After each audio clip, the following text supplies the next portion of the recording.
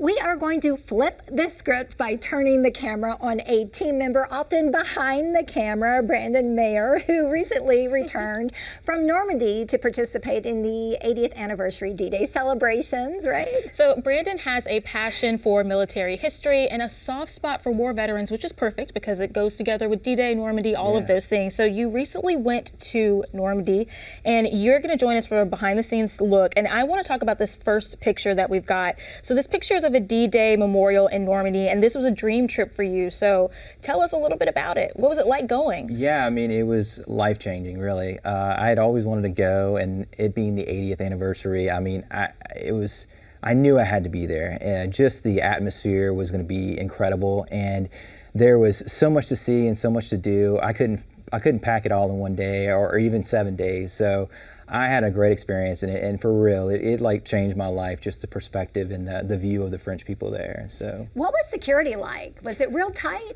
I mean, for the 80th, everyone from Tom Hanks to Joe Biden was there, and it was ridiculous. The actual day, June 6th, was a nightmare to get anywhere, and you know, my trip was a little last-minute planned, so getting anywhere on that day and the 5th was almost impossible if you didn't have the proper clearance, the proper pass, the proper tickets.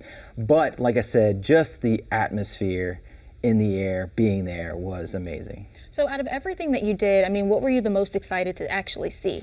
I mean, honestly, the most exciting thing for me was right when I got off the plane, I met a World War II vet. I mean, not even a few steps off the plane, I was able to meet a World War II vet, and that was kind of the goal I wanted when I went there.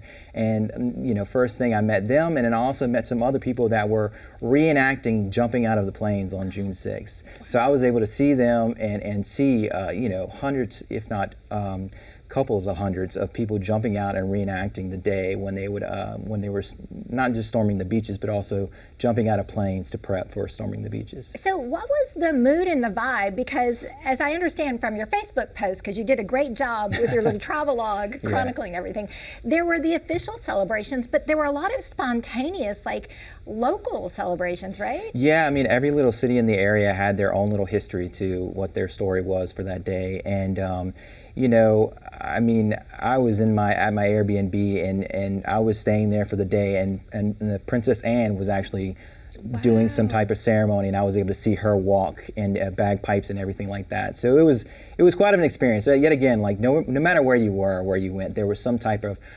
remembrance or tribute or some type of event that was just breathtaking. I want to bring it back to what you said earlier when you were talking about meeting a World War II vet. What did this person have to say? I know there's tons of wisdom to be had there. Oh, I had a few moments with him, but he was spry as ever could be, and he had a joke that was kind of funny. I said, you know, his name was Bob Sargent, and I said, Bob, you know, have you been to this place before? And he's like, oh yeah, I have, in 1944. So I thought that was kind of he had a jokes to say, and you know, I just shook his hand and took a picture with him and told him how appreciative I was for everything that him and his generation have done for us. Yeah, it must have been an honor to be able to sit and talk to someone like that, especially because we're losing a lot of our World War II vets. In 10 more years, we won't have any left. And that generation just means so much to me. I'm kind of an old soul myself, and to be there and to see like the sacrifice and to see it firsthand with the beaches and everything like that, it's just, you know, I'm so grateful for the opportunity to do that and be there. So what's the final takeaway with the whole experience? I mean, I think most Americans should try to experience it and go there and be a part of it in some way, shape, or form. And, you know, the 80th is a big deal, but just make the time to go and be a part of it. And the French people are more patriotic in some ways than we are in a lot of ways. So it was very much a great experience, and I think everyone should try and experience it. And I love that you went, you know, off the beaten path, not only to Normandy, the headliner event, but some of the smaller communities as well, and really immersed yourself. You were saying people were dressed in period clothing, World War II. Yeah, absolutely. It was, you know, it was like Mardi Gras, but for World War II in a sense. You know, there was just everyone was partaking in it, everyone was a part of it, and it was like traveling back into the 1940s, and it was really, really cool. Brandon, thank you so much for stepping out from behind the camera to share your experiences with us. And I got to say, we're a little jealous. We are. Because we wanted to go as news media and cover the event. Yeah, thank you for having me, and I enjoyed telling my story.